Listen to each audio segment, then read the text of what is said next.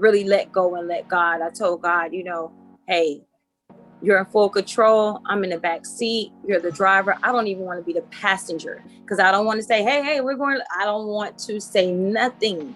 Backseat passengers have to be quiet and just ride. So I told God, hey, I'm riding. Whichever way we go, we rolling. I know you won't take me nowhere that I'm not fond of, I'm not familiar of, and that I can't get out of. So I had to solely trust in him to take full control of what was going on.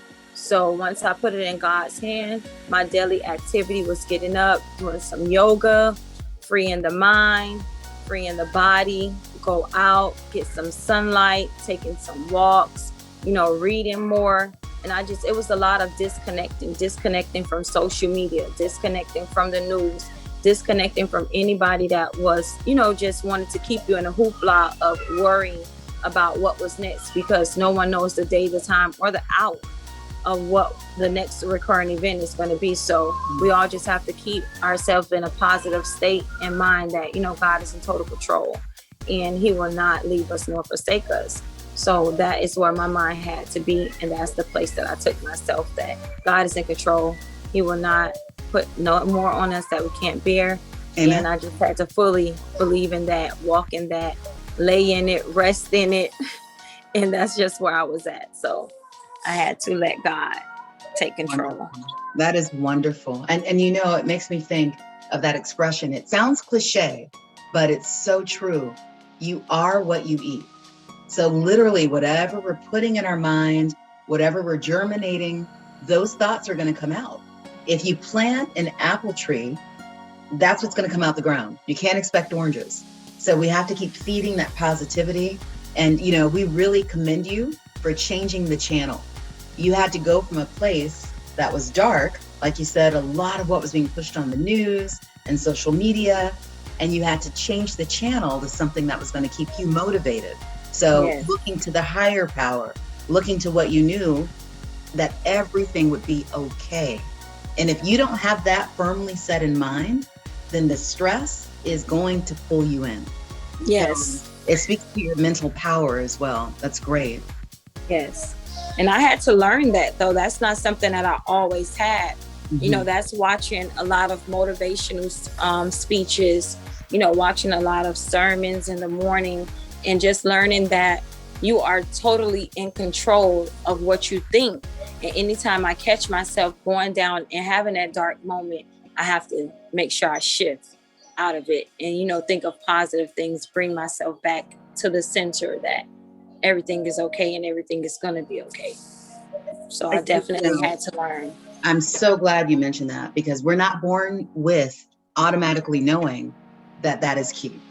But the faster that we embrace how staying in the positive will make us stronger, the bigger we become. So yes. I think your greatness shines through.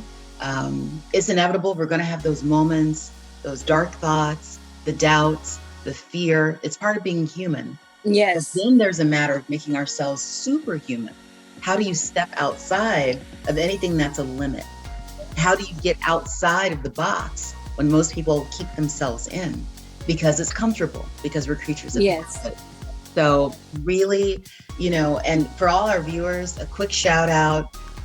Sherina has been taking care of my lashes for years now. She is phenomenal. Yes. And we're going to make sure you get her contact information. It's going to be in the description.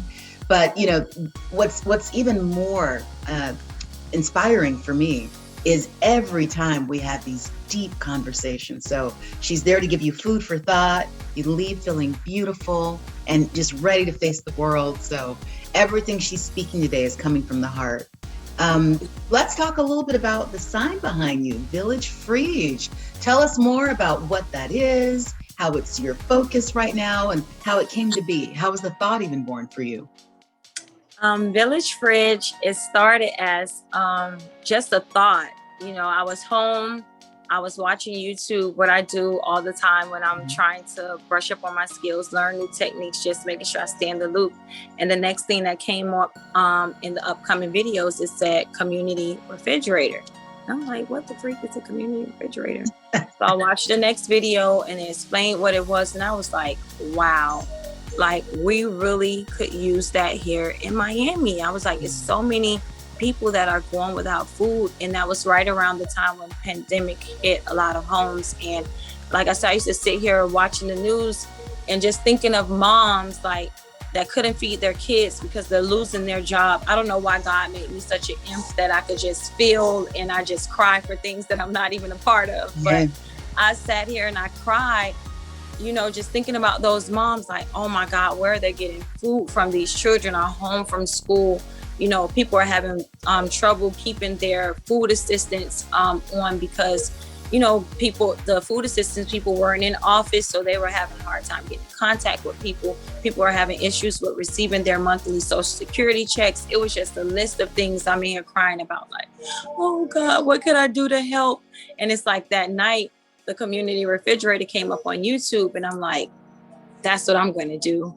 I'm gonna put a community refrigerator in Miami, and at least if I put one out and the few people that I could touch with that one, I've done my job.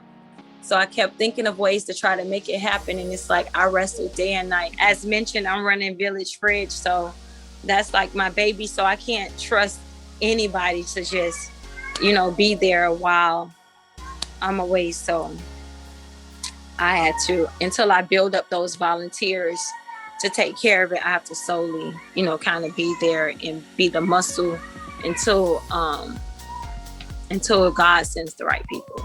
I got you. And, you know, I think it was so instrumental that you said being an empath and connecting and feeling for others is what drives you. And yes. You knew when you saw that video that something had to be done. And you didn't question, what can I do? You immediately said, I'm going to do that. And got to work. And that it's powerful. It's wonderful. So how have things been as you're growing? What have you experienced? Well, it started very small at first when we put the fridge out. You know, people were skeptical, like free food, like a refrigerator outside with food for us. So, you know, at first they were skeptical, and then as time went by, I had to spend time with them and letting them know what it was, explaining what it was. And then they started to utilize it a little more. So it was just something that people had to get used to because they weren't used to a refrigerator being outside filled with food and I could come and get what I need for me and my family. So it was something new for Miami. Wow. And, you know, speaking of Miami, I'm getting alerts, breaking news that, you know, early this morning, 2 were killed, more than 20 wounded in a mass shooting at a concert. You know, life in Miami can be so pivotal and volatile. What have you found to be the keys to you keeping steady and staying focused, given that sometimes Miami can be a rough ride? Yes. I heard about the shooting. I just called my brother this morning and I told him about it. And he was like, what? Yeah. I was like, yeah, Miami has been off the chain the last 2 days. Like the day before at a pool party, 5 people were shot and 2 died. So that's 30 people in the last 2 days involved in shootings. So it's definitely something that weighs on the mind as well. Cause I'm, you know, just like with the pandemic, the same way I think of the shootings, like what is going on? It's severe. Like what is going on? Like what is happening? You know, where did we go wrong? You know, with the children, with, you know, culture, with everything. It's just, you know, it's like a domino effect. And it's like, what happened that caused this shift?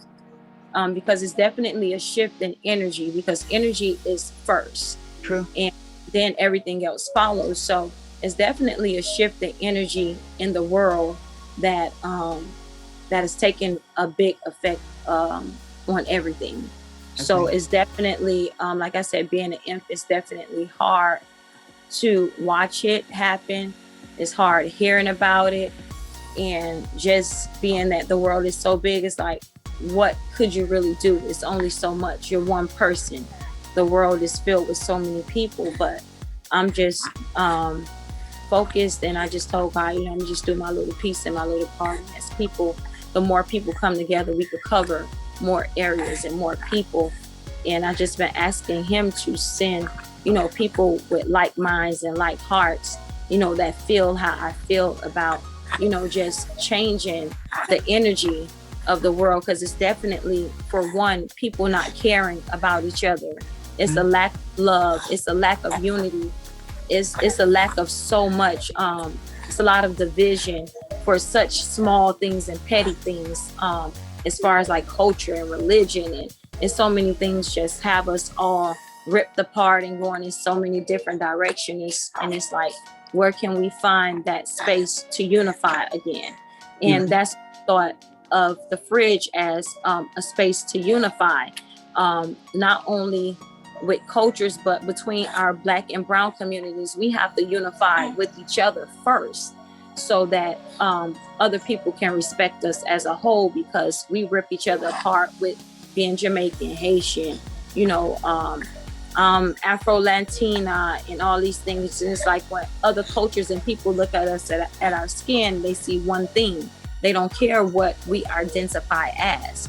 So we have to definitely unify and come together and love on each other, take care of each other, protect each other a little bit more, shift that energy, because it's definitely causing an effect in our communities and within our children and in our races. So that's what I thought of Village Freedge as, just as the Black Panther Party did when they were out here and active. As I started doing my research and as I birthed Village Freedge, I'm like, wait, how did history repeat itself through me? I didn't even know anything about the Black Panther Party free breakfast club, or I didn't know anything about they called People's Free Food Program. I didn't know anything about that until I'm doing the history about Tulsa and all of this stuff. So when all of that, I was like, how did that happen? So it's just beautiful watching it grow and watching my thought that me and God sat and talked about, and watch him, bring it about. And every day he's bringing the right people to me and to help me. And sometimes when I wrestle, when we don't have funding or we don't have food, it's like the next 2 days, it's like he sends a flood. Either it's food or he sends funds. It's like either one. So Thanks so much for watching. Be sure to share this video and like, comment, and subscribe. You can find us on Instagram, Facebook, and Twitter at NewYouWow. Until next time, stand tall in your power, and remember, your belief in yourself is your superpower.